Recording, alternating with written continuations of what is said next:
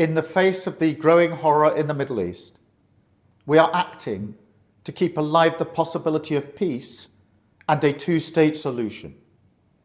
That means a safe and secure Israel alongside a viable Palestinian state. At the moment, we have neither. Ordinary people, Israeli and Palestinian, deserve to live in peace, to try to rebuild their lives free from violence and suffering. That's what the British people desperately want to see.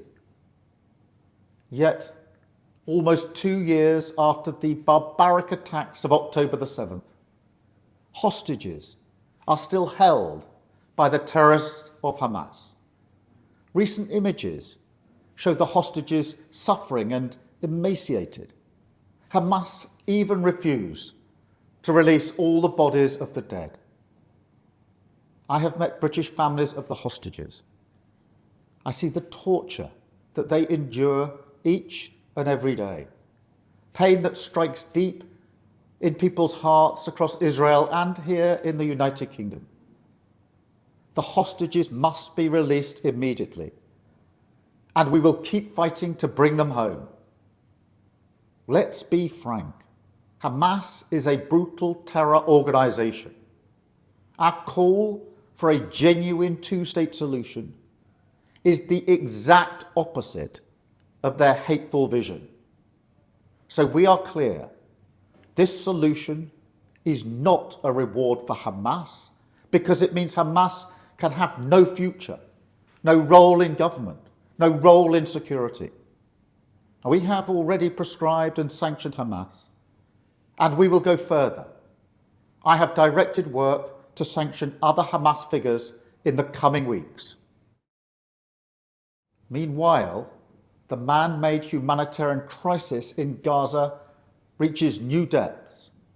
The Israeli government's relentless and increasing bombardment of Gaza, the offensive of recent weeks, the starvation and devastation are utterly intolerable. Tens of thousands have been killed, including thousands as they tried to collect food and water. This death and destruction horrifies all of us. It must end. We have evacuated the first group of sick and injured children to the United Kingdom to be treated by the NHS, and we continue to increase our humanitarian support.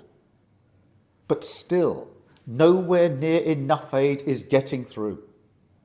We call again on the Israeli government to lift the unacceptable restrictions at the border, stop these cruel tactics, and let the aid surge in.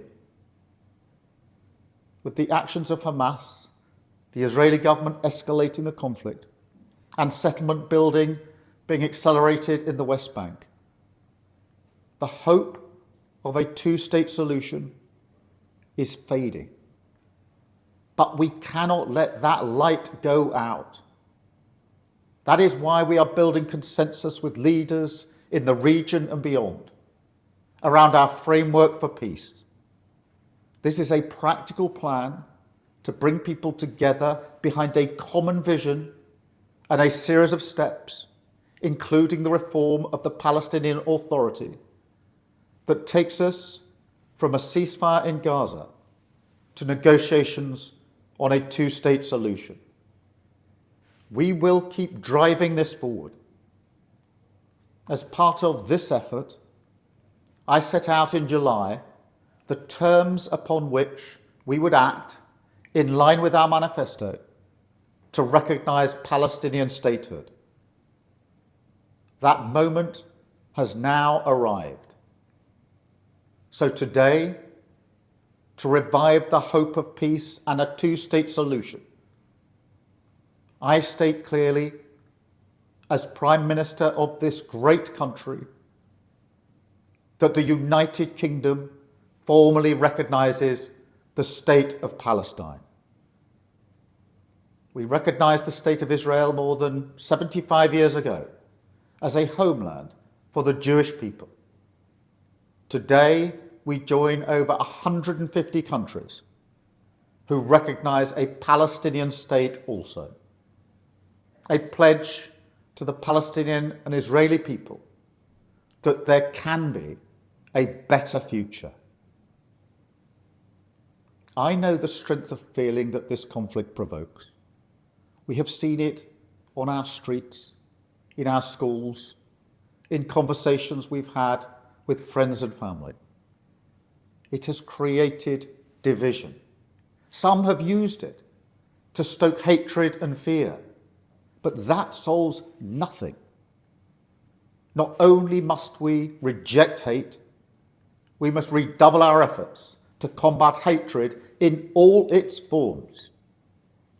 We must channel our efforts, united together in hope, behind the peaceful future that we want to see. The release of the hostages, an end to the violence, an end to the suffering, and a shift back towards a two-state solution as the best hope for peace and security for all sides.